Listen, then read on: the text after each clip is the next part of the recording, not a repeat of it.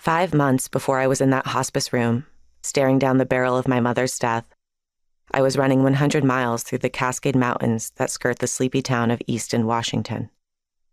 My morning had started outside the brick red fire station in the town center, alongside 150 other runners sporting race bibs and hydration packs. Wispy clouds floated overhead as we crossed the start line on the quiet dirt road.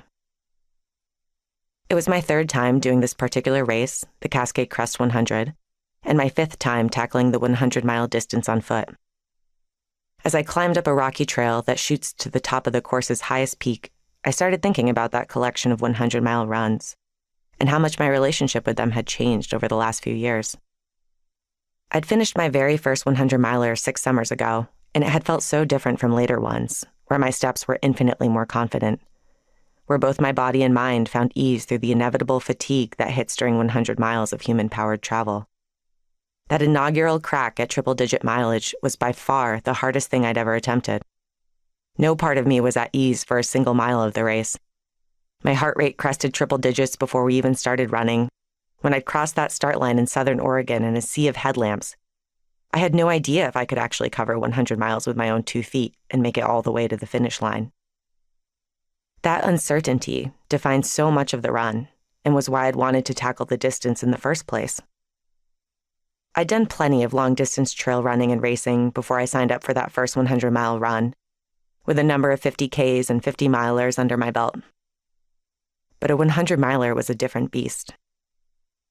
It would mean running straight through the night and well into the next day, moving forward over mountains for over 24 hours with 0 minutes of sleep, contending with the extra challenging variety of problems that pop up during such a ridiculous volume of miles and hours. Hammered quadriceps, debilitating stomach issues, trailside hallucinations, blisters the size of silver dollars. I debated registering for the Pine to Palm 100-mile endurance run in southern Oregon for months.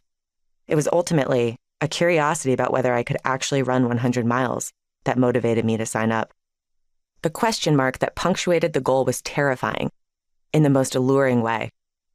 I wanted to be trying things that felt at least a little unachievable, things that unleashed an army of butterflies in my stomach. And that was exactly what the Pine to Palm 100 did. As I hovered my finger over the bright green register button on the race's sign-up page, I felt thousands of winged nerves swarming me from the inside out. My most reliable training partners in the months leading up to Pine to Palm were uncertainty and an excited fear, and I loved their constant presence in my miles around the wooded trails of Eugene and the foothills of the Cascades. They reassured me that I was running toward the edge of my limits and trying to see if I could keep going, that I was chasing an opportunity to surprise myself with the depth of my strength and resilience, that I was on those trails for all of the reasons I was a runner in the first place, because I wanted to explore just how much I could do and try to redefine that again and again, just like I'd watched my mom do for years. My mother was every reason I became a runner.